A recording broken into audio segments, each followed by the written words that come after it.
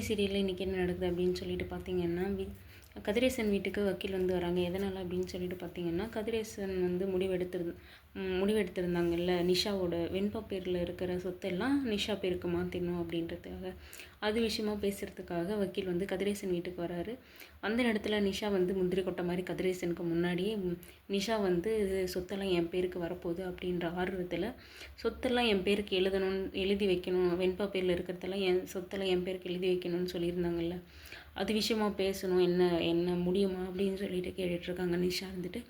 அதுக்கு வந்து வக்கீல் வந்து தெளிவாக சொல்லிகிட்ருக்காரு, இதிலெல்லாம் கொஞ்சம் சட்ட சிக்கலாக இருக்குது, அப்படி வெண்பா மேலே இருக்கிறது உங்கள் மேலே மாற்ற முடியாது அப்படின்னு சொன்னதுமே நிஷாவுக்கு வந்து ஒரே டென்ஷன் ஆகிடுச்சு. ஏற்கனவே இவ வேறு ஒருத்தி வந்துட்டா அக்கான்ற பேரில், சொத்து நம்ம கைக்கு வருமா இல்லையான்னு தெரில, எந்த பிரச்சனையும் வர்றதுக்கு முன்னாடி நம்ம பேருக்கு மாற்றிக்கலாம் அப்படின்னு பார்த்தா இது வேறு என்ன பிரச்சனை அப்படின்றது வேறு கதிரேசனுக்கு ஒரே குழப்பத்தில் கேட்டுட்ருக்காரு.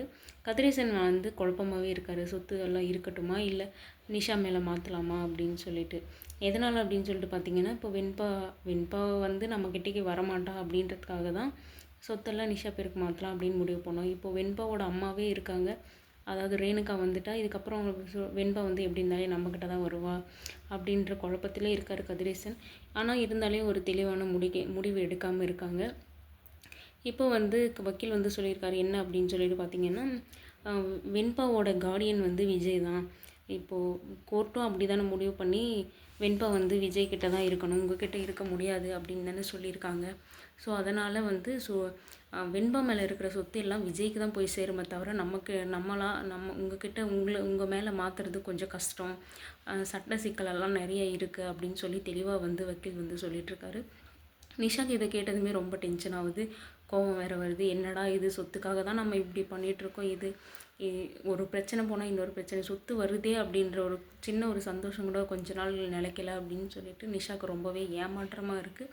கதிரேசனுக்கும் இதுக்கு என்ன பண்ணுறதுன்னு தெரியாமல் என்ன பண்ணணும் அப்படின்னு சொல்லி கேட்டதுக்கு, இதுக்கு ஒன்றும் பண்ண முடியாது, வெண்பாவே வந்து மாற்றி விட்டால் மட்டும்தான் பண்ண முடியும், அப்படி இல்லைன்னா விஜய்க்கு வந்து அதுக்கும் சம்மந்தம் இல்லை அப்படின்னு சொல்லணும், எப்படியோன்ட்டு நிறைய விஷயம் வந்து சொல்லிகிட்ருக்காரு. இப்படி வந்து நிஷா வந்து குழப்பமாகவே இப்படியே இருக்காங்க. இப்போ இதெல்லாம் வந்து சுடர் வந்து கேட்டுட்ருக்காங்க பக்கம் உட்காந்துட்டு. சுடருக்கு வந்து உடனே ஒரு யோசனை வருது, என்ன அப்படின்னு சொல்லிட்டு பார்த்திங்கன்னா, அப்போ சொத்து மொத்தம் வெண்பாக்கு விஜய் கிட்ட தான் போக போதா, அப்போ நம்ம இங்கே இருக்கிறது வேஸ்ட்டா அப்படின்னு சொல்லிட்டு உடனே வந்து சுடர் வந்து ஒரு பிளானை போடுறாங்க. இதுக்கப்புறம் நம்ம இங்கே இருக்கிறது வேஸ்ட்டு, சொத்தெல்லாம் இவங்கக்கிட்ட இருந்து நம்ம ஆட்டையை போடலான்னு பார்த்தா சொத்தே இவங்கக்கிட்ட வராது போல், மொத்தமும் விஜய்கிட்ட தான் போகுது, அதுக்கப்புறம் நம்ம இங்கே எதுக்கு இருக்கணும், நம்ம இதுக்கு மேலே இங்கே இருக்கவே கூடாது அப்படின்னு சொல்லிட்டு முடிவு பண்ணிவிட்டு நிஷாங்கிட்டையும் கதிரேசன்கிட்டையும் கேட்டுட்ருக்காங்க. சுடர் வந்து என்ன அப்படின்னு சொல்லி பார்த்தீங்கன்னா, எனக்கு மல்லி வேணும், மல்லியை பார்க்கணும், உடனே மல்லிகிட்ட என்னை கூட்டிகிட்டு போங்க அப்படின்னு சொல்லிட்டு நிஷா வந்து இதை கேட்கவும் கதிரேசனுக்கும் சுடர் வந்து இதை கேட்கவும் கதிரேசனுக்கும் நிஷாவுக்கும் இன்னுமே கோபம் வருது. ஏன்னா மல்லியை வந்து 2 பேருக்குமே பிடிக்காது. எப்போ பாரு எல்லாரும் மல்லியவே கேட்குறீங்க, வெண்பாவும் மல்லியவே கேட்டுட்ருக்கா, நீயும் மல்லியவே கேட்டுட்ருக்கா அப்படின்னு சொல்லிட்டு ரொம்பவே டென்ஷன் ஆகுறாங்க ஆனால் சுடர் வந்து சொத்து வேணும் எனக்கு, அதனால் நான் அங்கே தான் போகணும் அப்படின்றதுக்காக ரொம்பவே அடம் பிடிச்சி கேட்டுட்ருக்காங்க. வெயிட் பண்ணி பார்க்கலாம், மல்லிகிட்டே போவாங்களா இல்லை கதிரேசன் இல்லை நீ இங்கே தான் இருக்கணும் அப்படின்னு சொல்லிட்டு பார்க்குறாங்களான்ட்டு நெக்ஸ்ட் வீடியோவில் பார்க்கலாம்.